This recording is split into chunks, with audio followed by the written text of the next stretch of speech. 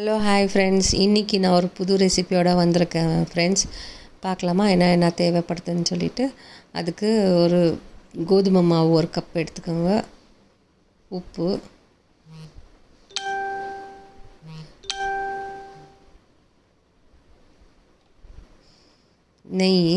நெய் வந்து நான் 1 டேபிள் ஸ்பூன் அளவுக்கு போட்டிருக்கேன். உங்களுக்கு நெய் பிடிச்சிருந்துச்சுன்னா 2 டேபிள் ஸ்பூன் கூட போட்டுக்கலாம் நீங்கள்.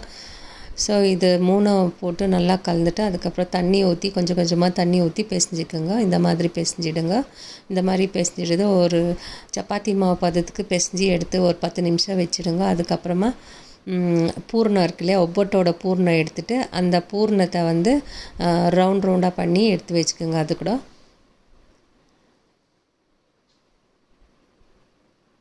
பாருங்கள் 10 நிமிஷம் ஆயிடுச்சு. சப்பாத்தி மாதிரி எடுத்துகிட்டு இதை வந்து சின்ன சின்ன உண்டைங்களாக பண்ணிவிட்டு, அதாவது பூரி மாதிரி தட்டி இருக்கணுங்க. இதை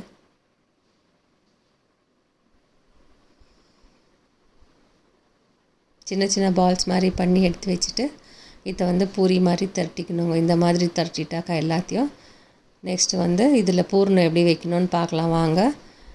இந்த பூரி ஒரு இது எடுத்துகிட்டு மாவு பூரி எடுத்துகிட்டு அதில் வந்து இந்த பூர்ணத்தை வச்சு எல்லா சைடும் நல்லா பைண்ட் பண்ணி க்ளோஸ் பண்ணணுங்க. இந்த ஷேப்பில் பண்ணணும், ஒரு சோமாசு ஷேப்பில் பண்ணணும்.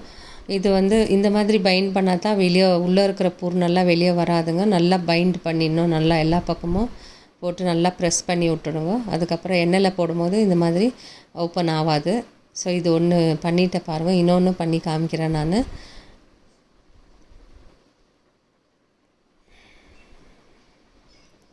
இப்போ எல்லாம் பண்ணி எடுத்து வச்சாச்சு. இப்போ எண்ணெய் வச்சுட்டு எண்ணெய் காஞ்சிச்சான்னு பார்த்துட்டதோ, எண்ணெய் காஞ்சிட்ட உடனே அதில் போட்டு எடுத்துருங்க. எல்லாத்தையும் கொஞ்சம் ஃப்ரை ஆகட்டும். ஃப்ரை ஆன பிறகு ப்ரௌன் கலரில் வந்த உடனே எடுத்துடலாம். இது வந்து ஒவ்வொட்டுக்கு செஞ்ச பூர்ணங்க. இது உங்கள் வீட்டில் எதனா இந்த மாதிரி மிச்சம் ஆகிடுச்சுன்னா இந்த மாதிரி ஸ்வீட் பண்ணுங்க. பசங்க நல்லா சாப்பிட்ருவாங்க இந்த மாதிரி ஸ்வீட்டை. ஸோ இப்போ ப்ரௌன் ஆயிடுச்சு, எடுத்துருங்க. இது சோமாஸ், இது பேர் வந்து ஸ்வீட் சோமாஸுன்னு சொல்லுவாங்கங்க. பூர்ண சோமாஸ் எதனா பூர்ண சோமாஸ்ன்னு சொல்லலாம், ஸ்வீட் சோமாஸ்ன்னு கூட சொல்லலாங்க இதுக்கு.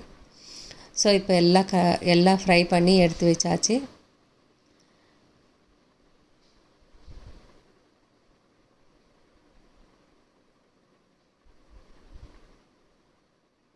பாருங்கள் இந்த மாதிரி கலரில் இருக்கணும் அது.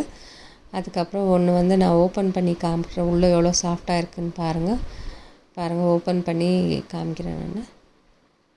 உள்ளே சாஃப்டாக இருக்கும், மேலே வந்து கிறிஸ்பாக இருக்கும். நீங்கள் சாப்பிடும்போது பிடிச்சிருந்தா லைக்